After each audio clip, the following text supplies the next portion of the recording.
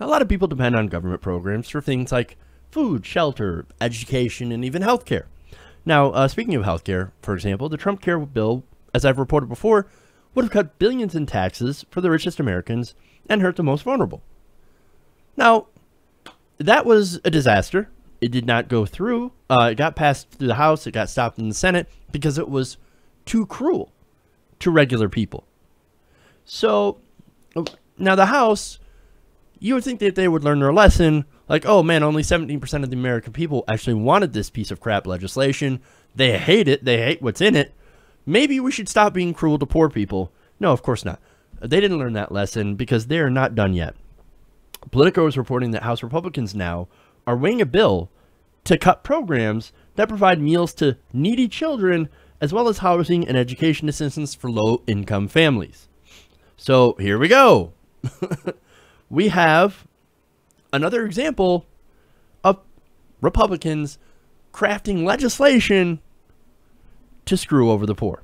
As if being poor isn't bad enough. Now we've got to kick them when they're down. Kick them in the teeth. Wonderful. Because, hey, look, I mean, rich people, they need those tax cuts. Trump wants that border wall. And, of course, the defense contractors need more money. They need their billions for the Pentagon. God knows why. But anyway. So now, according to multiple sources in Congress, Republicans are now considering a way to cut $400 billion in spending, which will largely impact social safety nets. Now, the proposal, which would be part of the House Budget Committee fiscal 2018 budget, wouldn't specify which programs would get cut. Instead, it will instruct the committees to figure out what to cut to reach the savings.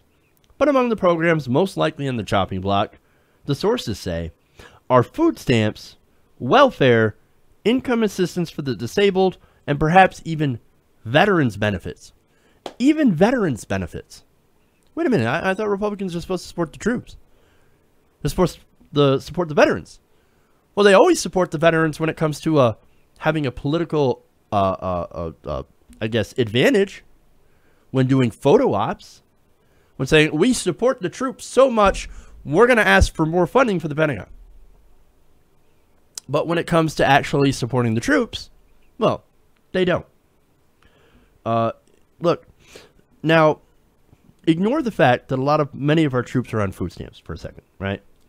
Now, according to the USDA reports, military service members on active duty spent $24 million in food stamps at military commissary shops from September 2014 to August 15. That is active duty, right? So what about those who are not on active duty?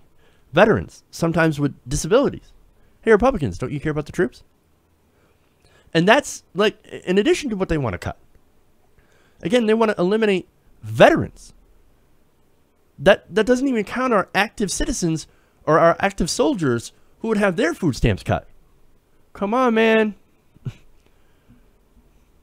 Any Republican that goes along with these cuts and yells at people for not supporting the troops, well, they're hypocrites. Simple as that. Now, look, I support the troops in my way. You know how I support the troops? By advocating that we don't send them off to ridiculous wars for giant corporations. And if we do send them off to a war, then making sure that we take care of them when they get home. And if these cuts go through, we will not be taking good care of them. We'll be doing them a huge disservice.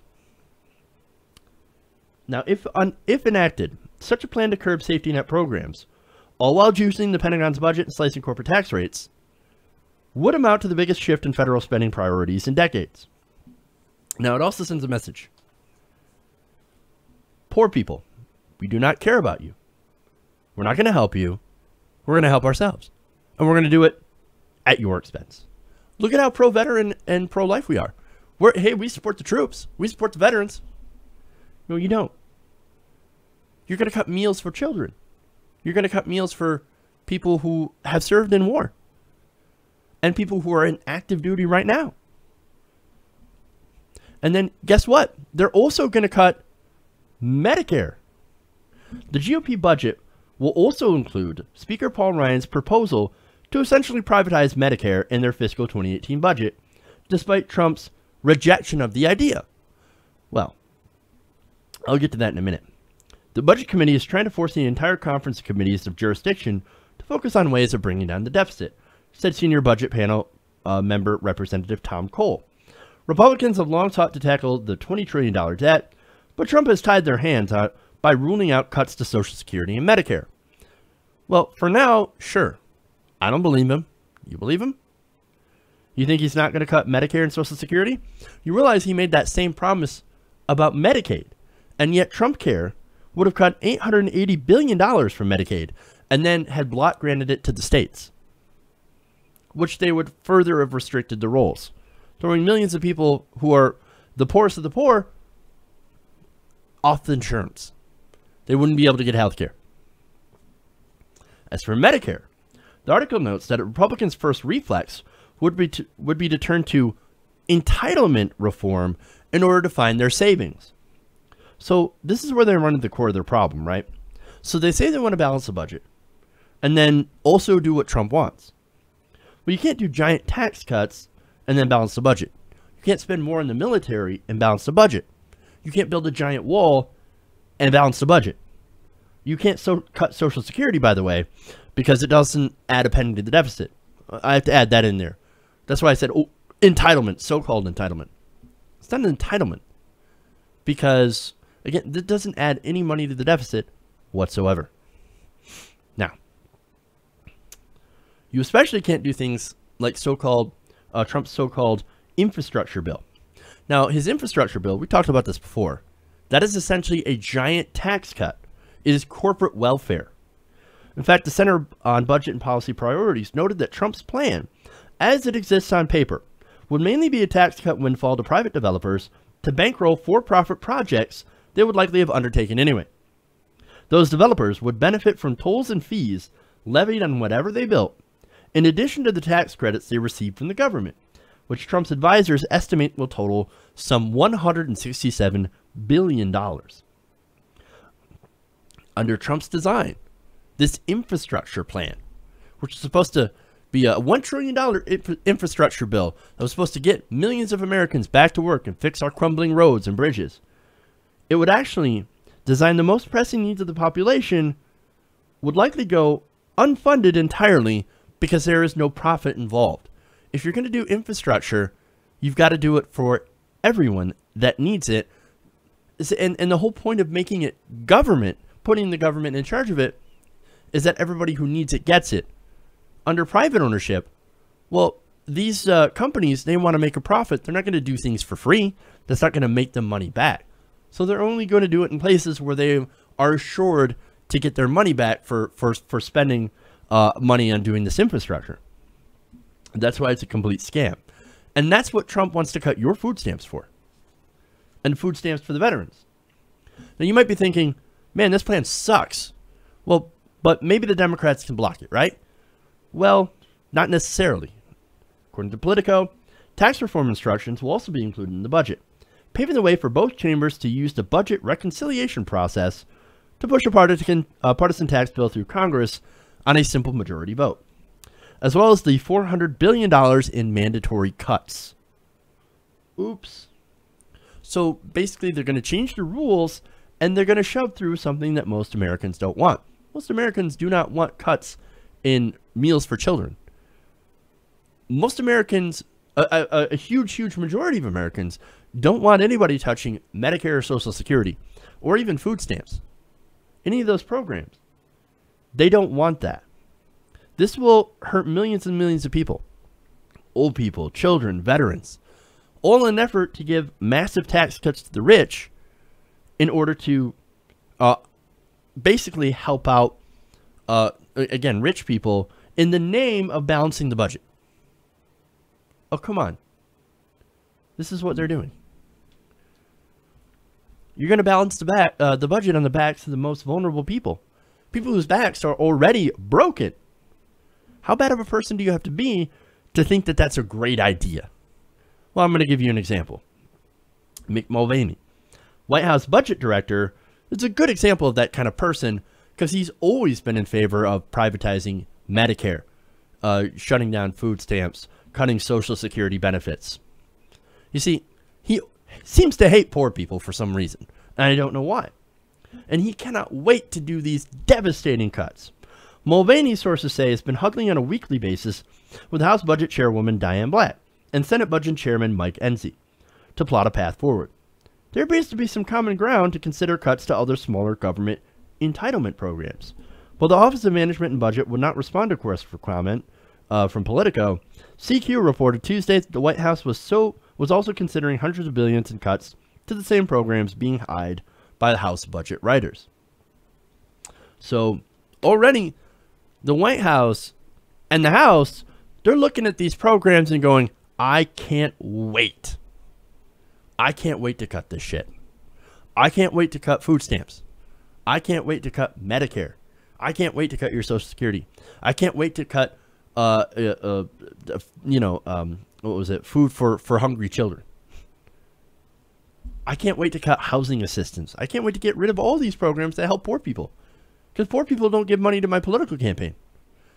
And poor people, look, those are not my donors. I don't represent them. I represent the rich. I represent the business owners. I represent the donor class. That's who I represent, not you. Lovely. Now, Mulvaney talked to radio host Hugh Hewitt back in March, and he said this, quote, I've already started to socialize the discussion around here in the West Wing about how important the mandatory spending is to the drivers of our debt. There are ways that we cannot only allow the president to keep his promises to, of course, give corporations more, cut their corporate tax rate down to 15%, and build a giant wall, which is obviously not going to happen, but still, to help him keep his promise by fixing some of these mandatory programs. Fixing is basically Washington speak for, we're going to cut the hell out of it. You can't fix Social Security by cutting it. In fact, Social Security is not even broken. If anything, it needs an update to continue paying out 100% of its benefits past 2030 and beyond. Now, how do you do that? You don't do it by cutting it. You don't do it by restricting benefits or, destroying access to it or privatizing it. No, you can do that by removing the cap on payroll taxes, which right now, the current system, the way that it's set up, is that it now benefits people who are incredibly wealthy. Now, how is that? Well, the tax only goes up to a certain amount of money. Any money over that certain set amount no longer gets taxed and put into the Social Security trust fund. Now, if you're to remove that cap, we could fund Social Security for the end of time. Look, we should not be having discussions on cutting these programs. Instead, we should have a discussion on expanding Social Security, which is incredibly popular with the American people. Now, they talk about the cost of these programs driving the debt and how that's a terrible, terrible, horrible thing to do, right? That we're spending money on making sure that people don't starve when they're too old to work, or can go to the hospital when they're sick, or get care when they're disabled, and make sure to have an income while they're disabled. Oh, what a horrible thing. Taking care of humanity. Who does that? Who wants to do that? Take care of people who need it. No, unless they're rich, we don't care about them. Unless they donate to our political campaigns, we don't care about them. Well, go ahead and let them die. But see, here's the thing. Decent human beings, we take care of each other, despite the cost. You know what is horrible? Dedicating $600 billion a year in the Pentagon budget to bombing people in the desert. That's kind of horrible. Or how about giving already super rich people even more money in the form of tax cuts while gutting food stamps for children living in poverty? That's pretty horrible. But yet, I mean, look, they don't even talk about how giant tax cuts for the rich are actually a major driver to the debt and deficit. They don't talk about that. Military spending, same thing, $600 billion a year. Huge, major driver to the debt. The Bush tax cuts cost us trillions of dollars. They don't talk about any of that because there's an ideology here at work. And that ideology is the ideology of greed. The House Republicans that are in favor of these cuts are all about giving as much money to their donors and to the top as they can, funding more and more money to the 1%. They think income inequality is not a problem. They don't think it's a problem. In fact, they think it's awesome. They think it's a solution. Yes, let's give more money to rich people. Let's send it all to the top. That is not the solution to the problem. That is the problem. And look, at every point in history, when income inequality hits a certain level, we've seen something happen. And usually it happens to be something bad for the rich. Usually in the form of pitchforks, torches, and even guillotines. I don't want it to get to that point, right? I'm pretty sure rich people especially don't want it to get to that point. So let's stop this massive transfer of wealth upwards before it gets so bad that something terrible happens. Okay, nobody wants violence. Nobody's advocating for violence. But I'm saying, just look at the history. Look at what happens when wealth inequality gets to a certain point. It's starting to happen already. Believe it or not, Trump is a symptom of what's wrong. He's a reaction to neoliberal policies and income inequality. He's the wrong reaction because he's not going to put it right. He's going to make it worse. But he's a reaction. A symptom of the disease. Okay? All I'm saying is that this is what historically has happened. And what could possibly happen in the future. Because if you do not learn from the past, you are doomed to repeat it. Now, if you think that Donald Trump and the Republicans are here to help you, well, they are not. It's pretty clear in their priorities. This is what they want to do to you. Now, if you want to stop it, number one, stop voting for these people. Number two, fight to get the money out of politics. Because that's really who they serve. They serve the donors, and they serve themselves. You get the money out of politics, do publicly financed elections, then you eliminate that. Ban lobbyists. Get rid of it. Get the money out, and you get the corruption out. They only win. I mean, look, the money allows them to get a platform that they can lie to you. And that's how they end up winning. And if you remove that platform, then you might actually get people who represent you. And finally, you need to get involved politically so you can help change things. I guarantee that if you stay silent, they're going to keep screwing you until they get every single last penny. So get involved. Make a fuss. Email your congressman. Call them. Do whatever. And vote. For God's sakes, vote. Get involved. That's the only way that we're going to ever change anything. Hey everybody, thanks for watching this video. If you want to see more like this, please hit the subscribe button below. And if you want to support truly independent progressive media, please consider becoming a patron at patreon.com/TYTNation.